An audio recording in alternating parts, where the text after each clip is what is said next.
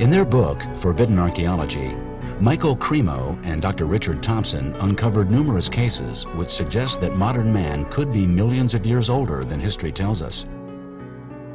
Well, we called our book Forbidden Archaeology because we wanted to take people on a tour of the locked rooms in the museums of human history.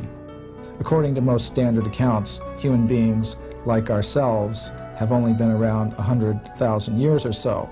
But the evidence that we catalog in Forbidden Archaeology takes human history back tens of millions, even hundreds of millions of years. I could briefly recount one interesting story that we uncovered. It's the story of a discovery of a bola stone. A bola stone is a stone with a groove cut in it. A leather thong is tied to that, and it's used for throwing to capture animals. So this bola stone was found embedded in the surface of a cliff in South America. The rock of that cliff dated to about 2 to 3 million years ago.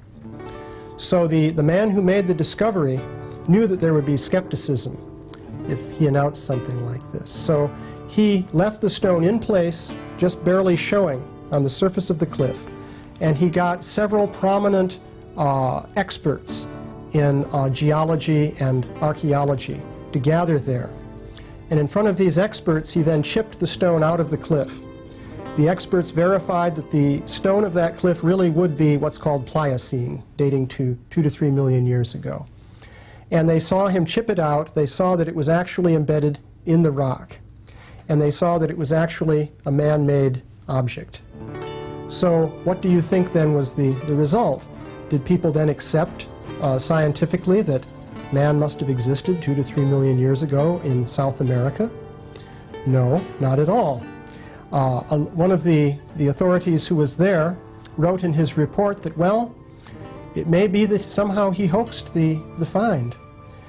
He may have dug a hole in the cliff and prepared a cement that looked just like the rock, cemented the bola stone in place, and fooled us all. So in this way, the evidence then was dismissed.